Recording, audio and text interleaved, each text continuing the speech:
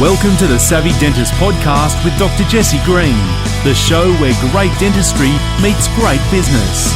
Listen in each week as we bring you an inspiring person who will share their story, ideas and business techniques to help you create a practice and a life you love.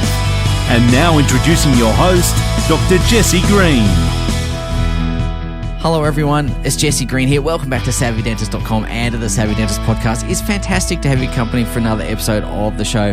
Now, if you've not yet heard, we have recently launched the Savvy Dentist magazine, which we're super excited about. And the Savvy Dentist magazine was designed to be the sister resource to this podcast. The idea for the magazine has been rattling around my head ever since we launched the podcast, actually. And what I really wanted to do with this magazine was to provide in-depth articles, in-depth analysis about the topics and the subjects that are going to be important for dental practice owners as they go about the business of building their business. And so in the magazine, we've got analysis from experts like accountants, lawyers, property strategists, marketing strategists, HR, and human resources, and of course information technology, and all the things that are really important to building a business. And on top of that, we've continued the Not Invented Here theme, where we talk to business leaders from outside the profession, so we can understand what the trends are, what the lessons are from other industries, so that we can take those into our own business and really do some good with that.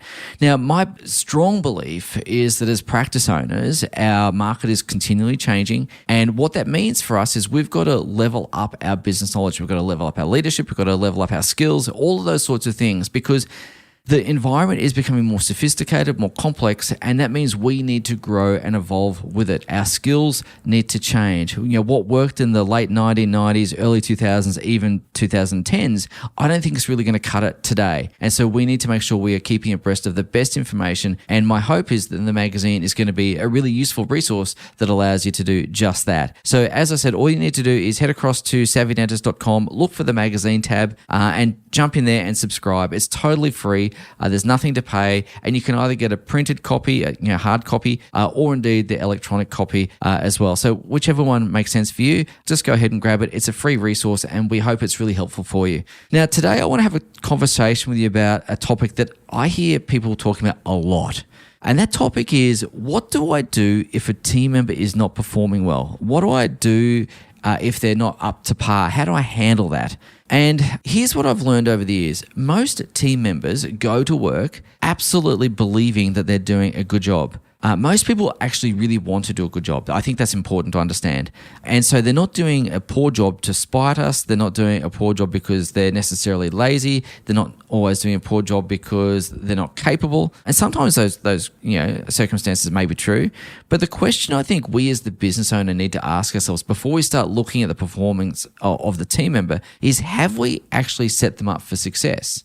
Have we done all that we can to ensure that they know what success looks like? Have we communicated that? And I really believe that as business owners, we need to be really explicit in that communication. We need to be very clear about what success looks like in that particular role, whether it's a dental assistant role, a front desk role, a hygiene role, an associate dentist role, front desk practice manager, whatever role it is, we need to be really clear. And so I guess the thing to first ask you and me as the business owner is, have we communicated with clarity the success criteria for that role? And the way we would do that is with documentation such as the position description, first and foremost, and then secondarily with things like scorecards. And those two documents I think are really, really key. A position description is usually quite long. It'll go through, all the nuts and bolts of, what the role entails and the activities they're meant to be completing. But the scorecard is really about outcomes and results. And I think both documents are really important. I know that a lot of practices will hand out position descriptions, but I know most practices do not use scorecards. And so, people might be thinking, well, I'm kind of doing this job or this task, but they're not really achieving an outcome. And I think it's really important to understand that we've got to be outcome focused. Why are we doing these tasks? What does the position description or the tasks associated with that position description aim to do? Is it about retaining patients? Is it about enhancing the customer experience? Is it about, making sure the cases are accepted or whatever it happens to be? I think we've got to always understand the outcome of the tasks, and the scorecard and the position description go kind of hand in glove to communicate not just what needs to be be done, but the outcomes that those tasks are trying to achieve. Now, assuming that you have communicated that really well, then we've got some decisions to make about how to handle it. But if you've not got position descriptions and scorecards in place, then please go ahead and put them in place, because I think we can't expect our team members to hit a goal if they don't know what the goal is. We can't give them a ball and say, kick it towards the goalposts and not show them where those goalposts are. We've got to be really, really clear, really, really explicit, as I mentioned a little bit earlier. My experience is that most practice owners tend to ignore underperformance for too long, hoping, praying, wishing that it would get better. And the problem is that hoping, praying, and wishing is not a strategy. It just doesn't change. Now, every now and then, the team member will have an epiphany and change, but that is really not very common. And it's certainly not going to be something you can rely upon. And we've got to be proactive as we manage our team. So if you've communicated really well the success criteria through position descriptions and scorecards, and the team member is still underperforming, then really there's three clear choices that you have now. The first choice is that you can continue to tolerate underperformance.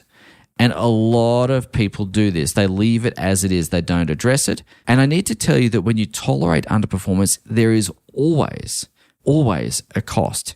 Now, that cost could come in the form of lost money. So there could be a financial impact for the practice. Maybe it's around poor case acceptance. Maybe it's around loss of patients, whatever it happens to be.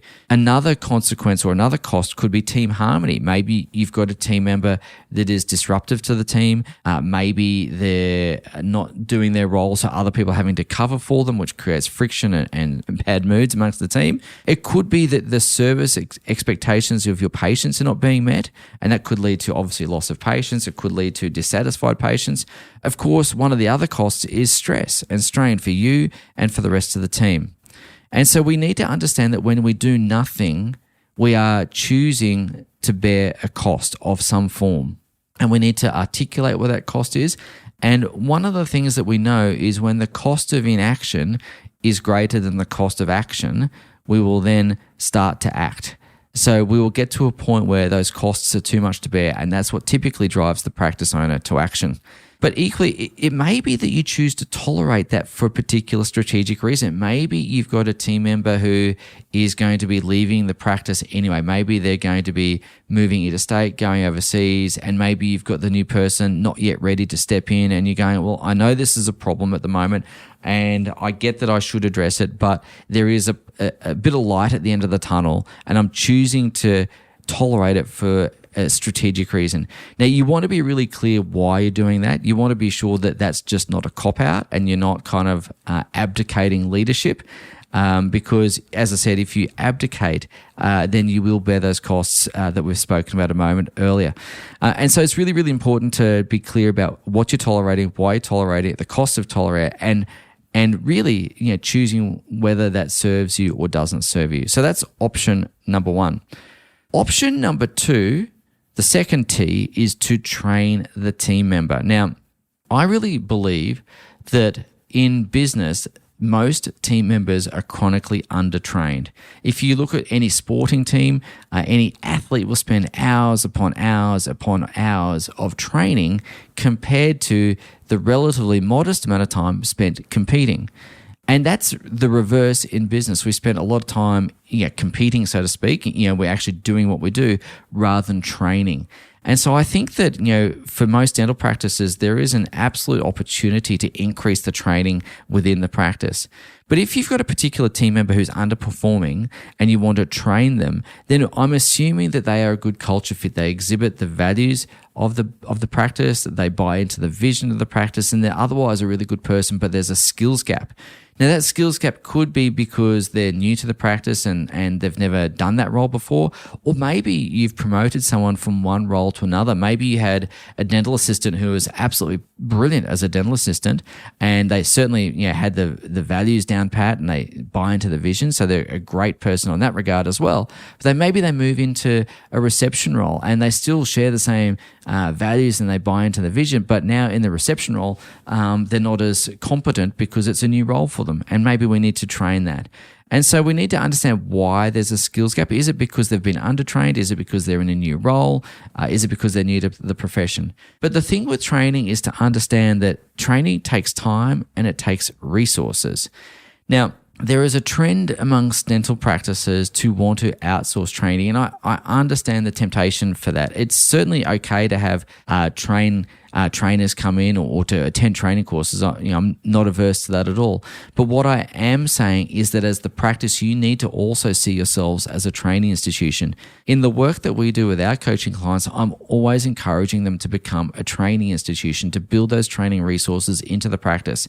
Because what happens is that when you overly rely on external trainers, as soon as the team member leaves the practice, and people come and go for all manner of reasons, then you lose that capability without having the resources to build a new person, to grow a new person internally. And so I want to make sure that each of you are building that capability into your practice. And that takes time and it takes resources. So the resources I'm talking about is documenting the training process. How do we recruit, onboard, and train? What are the core skills that a person needs to know for a given role? How do we measure competency? How do we assess that? How do we cross-check that? How do we assume that our SOPs and our procedures are up to date? We want to make sure that we have verification. We're not diluting those processes as we move forward. So again, training is really, really important. As you grow in your practice, you might want to have internal training officers. You might want to have someone responsible for training the DAs. You might want to have someone responsible for training the reception team, and so on and so forth. But it's really, really important you build that capability within the practice. Yes, external training is useful. Yes, external training has a place. Of course it does. But you need to make sure that you're building that capability into the practice. So that's the second option. Now, the third option when it comes to a person who's not performing is termination. Now, this is usually the end of the road. It's usually once you've tried all other things. Maybe you've tried to train and it's not working out. Maybe you're at the point where you can no longer tolerate things. Maybe they're not a culture fit. Whatever it happens to be. But when it comes to termination, there's a few things I think you really need to be mindful of. And I think that it's really important to understand that when you go to terminate someone, there is a person that you're dealing with there with feelings, emotions, and we need to remember to be kind and respectful. No one really likes terminating people. I don't think I've ever met anyone who relishes that job. And no one really relishes being on the end of that conversation. So I think as we go about that process, we need to be kind, we need to be respectful, and dare I say, we need to be swift. We don't want to drag it out. We don't want to kind of pull the Band-Aid off slowly. We've got to do it nicely, kindly, but also decisively. And that means having a conversation. And certainly, I have a conversational framework I wrote some time ago to assist with that. It's called the Decisive Release. And it really does address, how to do that, with a degree of respect and care. It's also really important to understand your legal obligations. You need to make sure you're checking with your employment lawyer or your HR person to make sure you're doing the right things and complying with the relevant laws and the relevant policies and making sure you're acting fairly in that regard. So please do check with your lawyers or HR people around that. And of course, we also need to be mindful of the emotions that need to be present will be present potentially in the person you're speaking to, as well as your own emotions. Really important to avoid being triggered or triggering other people. We need to make sure that we anticipate what their emotional response may be. Sometimes when people are being let go, they take it really well, and other times people take it very badly. And when people take it badly, they can say some things that might be hurtful. They can say some things that might inflame the situation.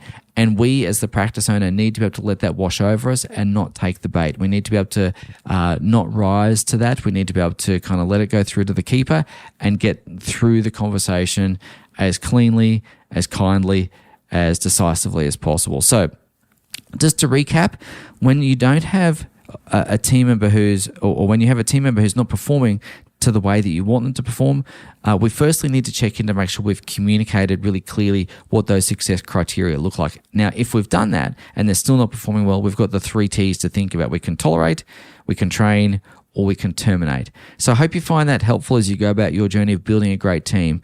And what we need to be mindful of is we get what we tolerate.